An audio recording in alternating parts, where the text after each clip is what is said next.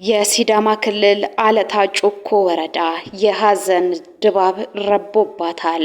እዚህኛው ቤት ይለቀሳል፣ ያኛው ቤት ምን ነው ምን ሆናችሁ ብሎ ለማጽናናት ወደ ጎረቤቱ ይገሰግሳል። ይህ ቤት የመንትዮቹ ቤት ነው።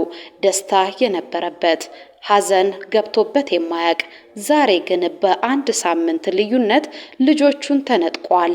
ያውም መንትያዎቹ እንቆች ላይመለሱ ከዚያ ዓለም በሞት ተለይተዋል። ሁለት መንታ እህታማቾች በድንገት እንደወጡ ቀርተዋል። ልብ ሰባሪው መርዶ ተሰምቷል።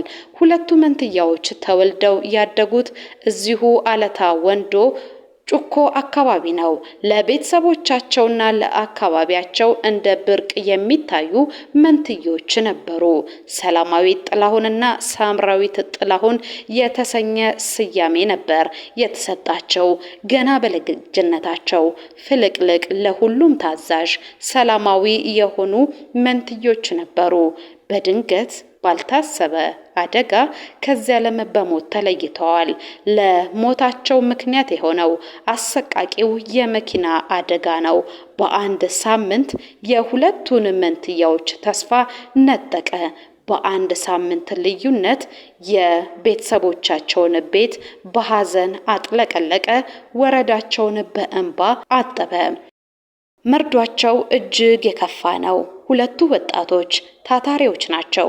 ለተሻለ ሕይወት ቧጠዋል፣ ጥረዋል፣ ብዙ ነገሮችን መኩረዋል፣ ብዙ ነገሮችን ትተዋል። አሁን ላይ ለራሳቸውም ይሁን ለቤተሰቦቻቸው ትልቅ ራዕይን አንግበው እየተንቀሳቀሱ ነበረ። ከህልማቸው ጫፍ ለመድረስ ደቂቃዎች ሲቀሯቸው እርምጃቸውን ሊጨርሱ ሲሉ በከፋው የመኪና አደጋ ከዚያ ዓለም በሞት ተለዩ። ህልማቸው ድንገት ጨነገፈ። በአለታ ጩኮ ማህበረሰብ ዘንድ በትህትናቸውና በትምህርት ትጋታቸው ይታወቃሉ። ሰላማዊትና ሳምራዊት መምህራኖቻቸው ስለነሱ ተናግረው አይጨርሱም። ለነገ ትልቅ ራዕይ እየሰነቁ ነበሩ ሲሉ ነው የሚናገሩት። ነበሩ ነው እንግዲህ ትልቁን ራዕያቸውን ከጫፍ ለማድረስ ወደ አዲስ አበባ ተጉዘው ነበረ። የሚያስፈልጋቸውን የመጨረሻዎቹን ሂደቶች ለማጠናቀቅ ጥቂት ምዕራፍ ብቻ ነበረ የሚቀራቸው። ግን በአሰቃቂው የመኪና አደጋ ከዚያ ዓለም በሞት ተለዩ። ጉዟቸው ወደ ጣሊያን ነበረ። ግን አዲስ አበባ ላይ በድንገት ተገታ። እንደ ተዋደዱ ሁለቱም በአንድነት ከዚያ ዓለም በሞት ተለዩ።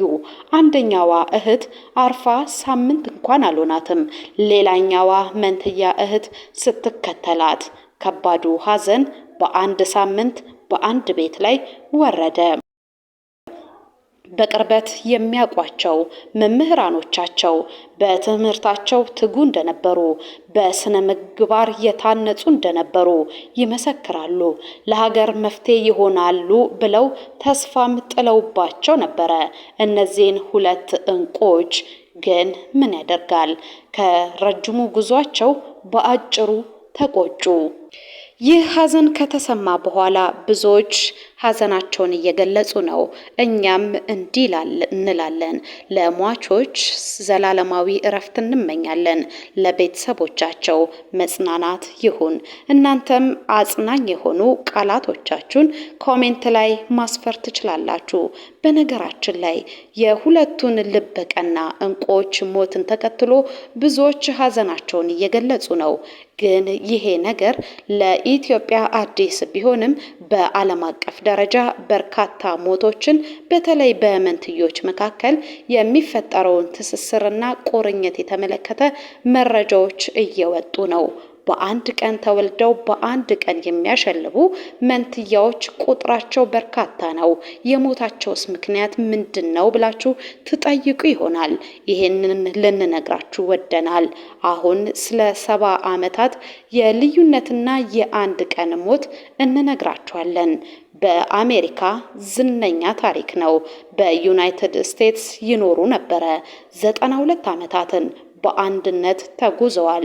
ጁሊያናና ቨርጂኒያ ይባላሉ። በአንድ ማህፀን አድረው በአንድ ቀን ይህችን ምድር የተቀላቀሉ መንትዮች ናቸው። ሕይወታቸው ሙሉ ተለያይተው አያውቁም። በአንድ አጋጣሚም ቢሆን አንዳቸው ላንዳቸው መለያየትን አያስቡም ነበረ።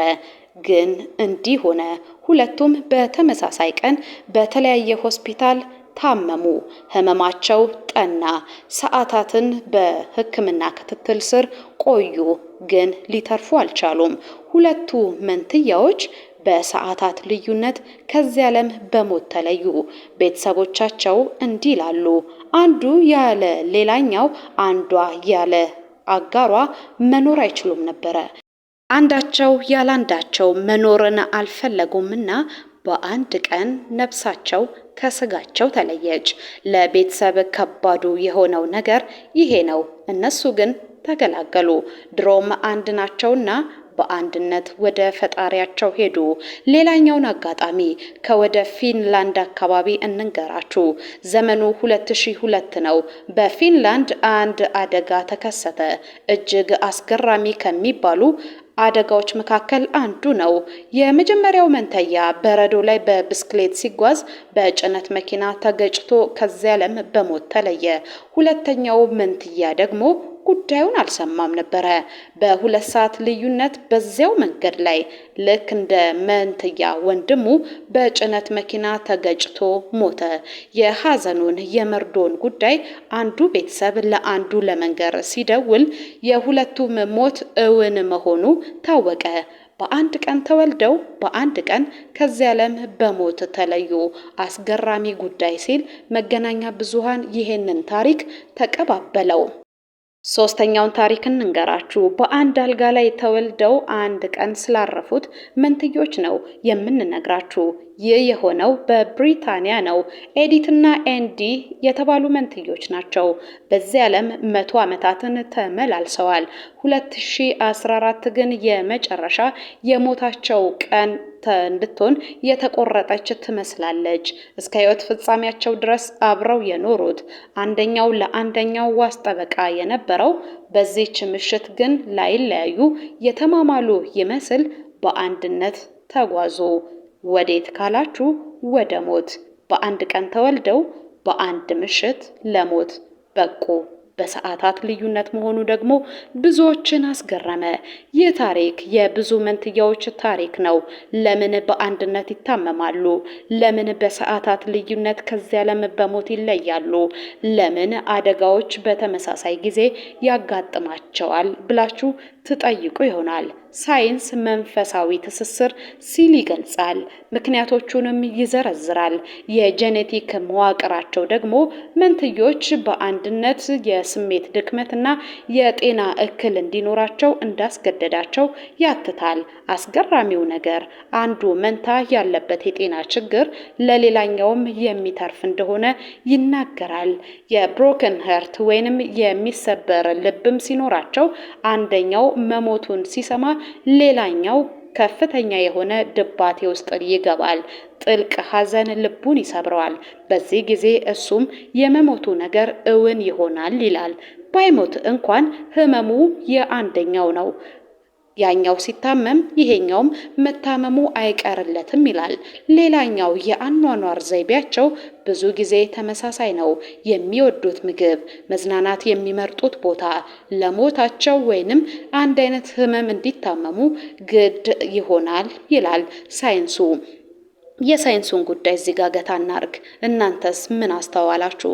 በአካባቢያችሁ የሚገኙ መንትያዎች አንዱ አመመኝ ሲል ሌላኛው ሲታመም፣ አንደኛው ሲመታ፣ አንደኛው ህመሙ የሚሰማው እንደዚህ አይነት ታሪክ ሰምታችሁ ሊሆን ይችላል። ኮሜንት ላይ ያስፍሩልን። ከመላው ዓለም ያገኘናቸው መረጃዎች መንገራችንን እንቀጥላለን። 94 ዓመታትን በአንድነት ስለተጓዙ በአንድ ቀን ስለሞቱት የቤልጂየም መንትዮች ታሪክ ደግሞ እንንገራችሁ። ፒተር እና ፓውል የተሰኘ ስም ተሰጥቷቸዋል። 94 ዓመታትን በአንድነት ተጉዘዋል። ሞታቸው ደግሞ በሰዓታት ልዩነት በተመሳሳይ ሆስፒታል መሆኑ ዓለምን ያስገረመ ጉዳይ ነበረ። እነዚህ መንትያዎች በህይወት ዘመናቸው ሙሉ አንድ ላይ ነበረ የተጓዙት። ሰርጋቸው፣ ምርቃታቸው፣ ውልደታቸው አንድ ቀን ነበረ። አንድ ነገር ደግሞ በአንድ ቀን ሆነባቸው። አንደኛው ታመመ፣ ሌላኛውም የመንትያውን መታመም ሲሰማ ይበልጥ ታመመ። ዶክተሮች መረመሯቸው። አንደኛው ወንድሙ የመሞቱ ጉዳይ ሲሰማ፣ ሌላኛውም ከደቂቃዎች ልዩነት በኋላ ተከትሎት ወንድሙን ሄደ። ሞታቸው ተፋጠነ። በአንድነት ተቀበሩ። ሌላ ታሪክ መስማት አልፈልጋችሁም? ከወደ አውስትራሊያ የተሰማ ታሪክ ነው። እጅግ የሚያሳዝን በአጋጣሚዎች የተሞላ ታሪክ ነው። ሁለቱ መንትያዎች 70ኛ ዓመት የልደት በዓላቸውን ካከበሩ በኋላ ነው በልብ ድካም ምክንያት ከዚህ ዓለም በሞት የተለዩት። አንደኛው በቴኒስ ሜዳ ላይ ጨዋታ ላይ ያለ በድንገት ልቤን አመመኝ ብሎ ወደቀ። ሁለተኛውም በዛው ሰዓት አካባቢ በባህር ዳርቻዎች አካባቢ በእግር ሲንሸራሸር ተመሳሳይ የልብ ውጋት ተሰማው፣ ወደቀ። ግን ሁለቱም አልተነሱም፣ ከዚያ ዓለም በሞት ተለዩ። አንደኛው ቤተሰብ ለሌላኛው ደውሎ ፒተር ሞተ፣ ፓውል ሞተ ተባባሉ። ሁለቱም በአንድ ቀን በተመሳሳይ ሰዓት የመሞታቸው መርዶ ለቤተሰብ ተነገረ። እጅግ አሳዛኝ ከተባሉ ታሪኮች መካከል አንዱ ነው። አሁን ወደ ኦሃዮ ግዛት እናምራ። አሜሪካ ነው። የ92 ዓመት ዕድሜ ባለጸጋ የሆኑት ሄለን እና ሃዛል የተባሉ መንትያዎች በ2013 ዓመተ ምህረት የሞቱት በ8 ሰዓታት ልዩነት ብቻ ነው። እነዚህ መንትያዎች በትምህርት ቤት፣ በስራ ቦታ፣ በማህበራዊ ህይወታቸው ጭምር የተቀራረቡ ብቻ ሳይሆን አንድ አይነት አኗኗር የሚከተሉ ነበሩ። አንዷ ስትታመም ሌላኛዋ ይጎረብጣታል። ይህ ነገር የቀጠለው በህይወት እስካሉበት የመጨረሻዎቹ ቅጽበታት ነበረ። የሞት ዕለት እንዲህ ሆነ ይላል መረጃው። የሞት ዕለት ከሰዓታት በኋላ አንደኛዋ ልትዝናና ወደ ባህር ዳርቻዎች ሄዳ ነበረ። ሌላኛዋ ደግሞ በተመሳሳይ ሁኔታ በሌላ ግዛት ላይ ይሄንኑ ታሪክ ትፈጽም ነበረ። አንደኛዋ ሸርተት ብላ ወደቀች። አንደኛዋ መንትያዋም ተከተለቻት። ይህ ሲሆን የ8 ሰዓታት ልዩነት ብቻ ነበረ በመካከል የተመዘገበው። ይሄ ነው እንግዲህ መንትዮች ለምን እንደዚህ ያጋጥማቸዋል ብሎ ሳይንሱ ትልልቅ የሚባሉ ምርምሮችን አድርጓል። ትዊን ቦንዲንግ ይለዋል። የመንትዮች ቁርኝት የሚል ትርጉምን ይዛል። የጭንቀት ሆርሞን አንደኛው ነው ለሞታቸውም ለህመማቸውም የሚያጋለጣቸው። አንደኛው ሲታመም ወይንም ሲሞት ለሌላኛው የሚሰማ ጭንቀት አለ። በልባቸው ላይ ከፍተኛ የመታፈን ሁኔታ ያጋጥማቸዋል። ይህ ደግሞ ህመማቸውንና ሞታቸውን ያፋጥናቸዋል። ሌላኛው ምክንያት እንንገራችሁ። የተጋሩት የባዮሎጂካል አሰራር አንደኛው ላይ ተጽዕኖ ያሳድራል። ልክ እንዳወላለዳቸው፣ ልክ እንደ እድገታቸው ሞታቸውም ተመሳሳይ ይሆናል። በህይወት ዘመናቸው አንድ አይነት ልብስ ይለብሱ የነበሩ፣ አንድ አይነት ጫማ ይጫሙ የነበሩ፣ የምግብ ምርጫቸው፣ የመዝናኛ ስፍራ ፍላጎታቸው ተመሳሳይ የሆኑ መንትዮች ጤንነታቸውም በተመሳሳይ መንገድ ይታወካል። ሞታቸውም በአጋጣሚም ቢሆን በተፈጥሯዊ ሞት አንድ ቀን ይሆናል። ምናልባት ሰዓታት ሊለዩት ይሆናል። ምናልባት አንደኛው መንታ ከአንደኛው የመለየቱን ዜና ሳይሰማ እሱም ይከተለዋል። በሀገራችን በአለታ ጩኮ የተሰማው ጉዳይ ይሄ ነው። ይሄ አሰቃቂ አደጋ ሁለቱም መንትዮች በሳምንት ልዩነት አከታትሎ ወስዷቸዋል። ለቤተሰብ መሪር ሐዘን ነው። በድጋሜ መጽናናትን ተመኘን። እናንተም ዘላለማዊ እረፍትን ለሟቾቹ፣ መጽናናትን ለቤተሰቦቻቸው ተመኙ።